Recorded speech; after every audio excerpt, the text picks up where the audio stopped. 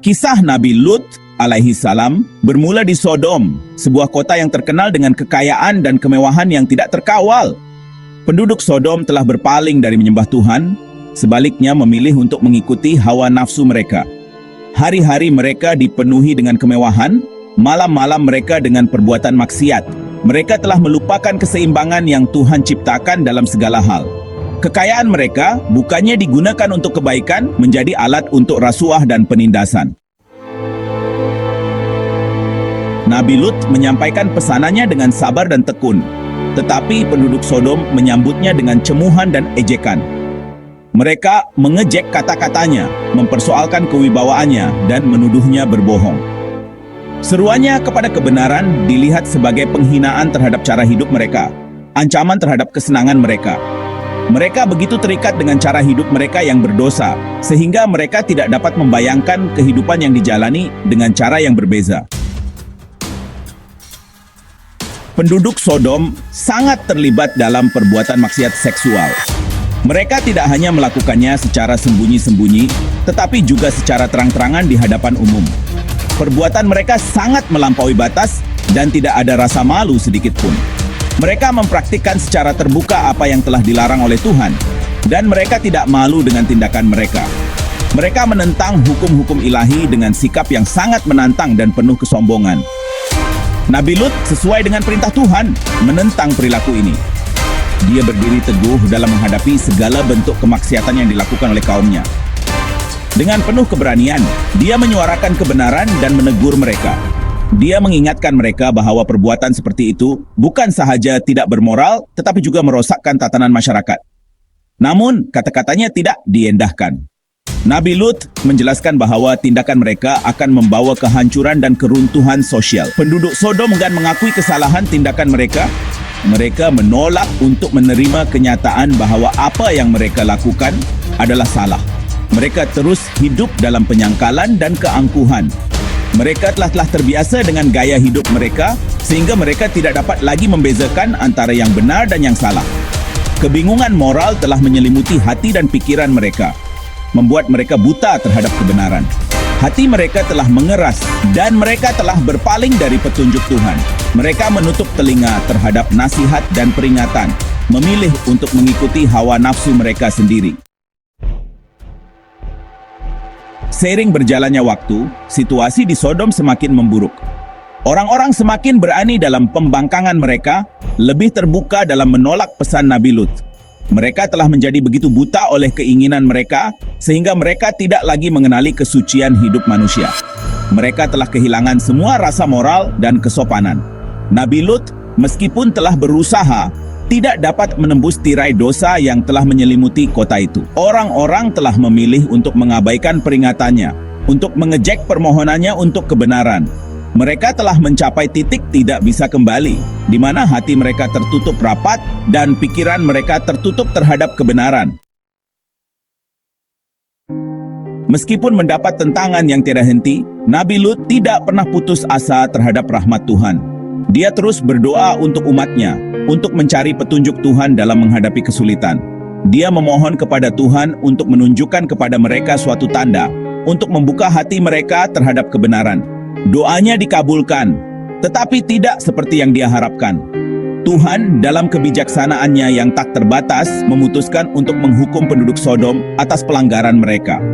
Dia mengirim malaikat kepada Nabi Lut yang menyamar sebagai manusia untuk menyaksikan tingkat kejahatan mereka dan untuk melaksanakan penghakimannya.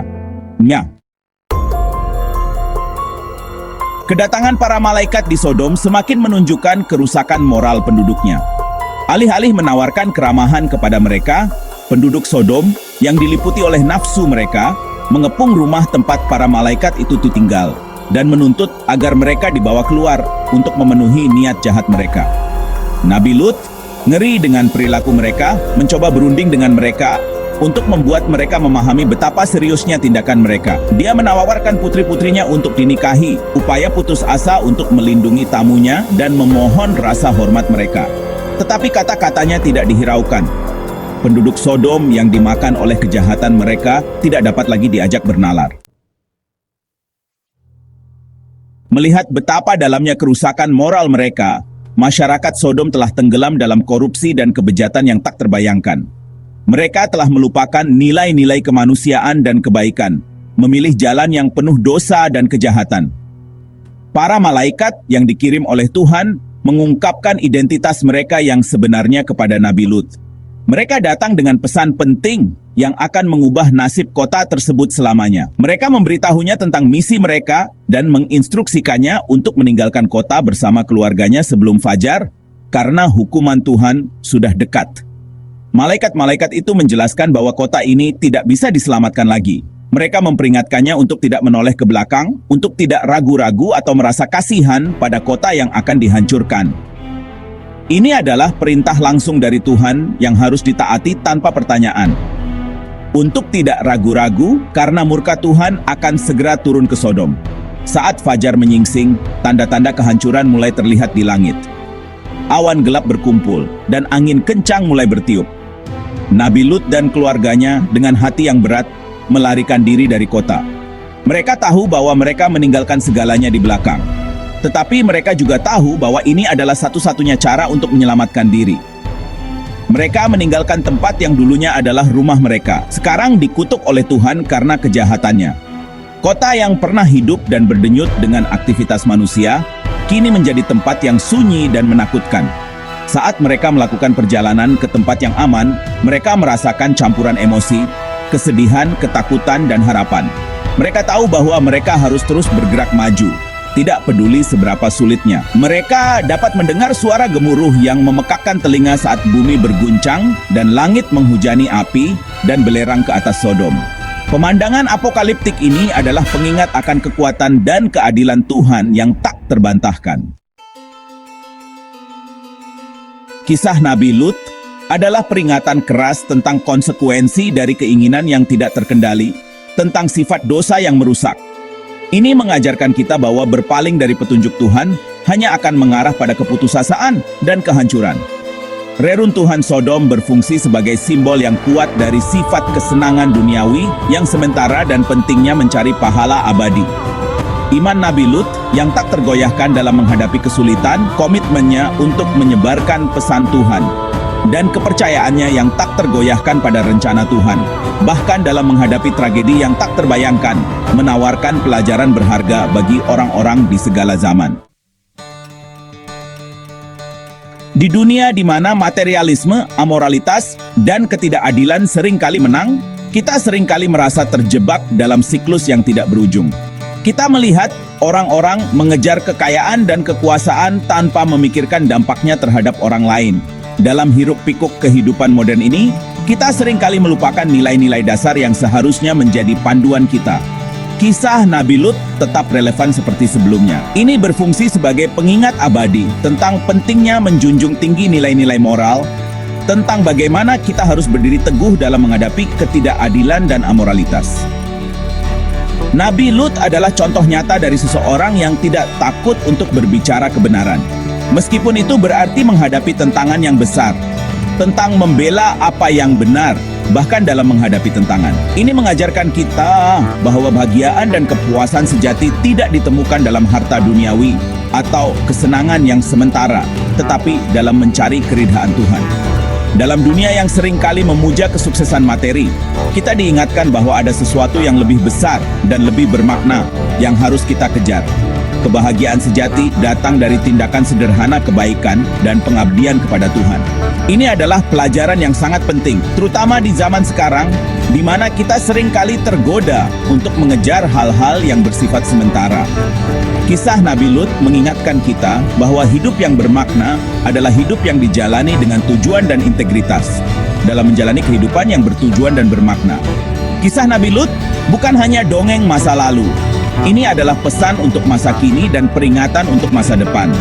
Ini adalah ajakan untuk bertindak, untuk tidak hanya mendengarkan, tetapi juga menerapkan pelajaran-pelajaran ini dalam kehidupan kita sehari-hari.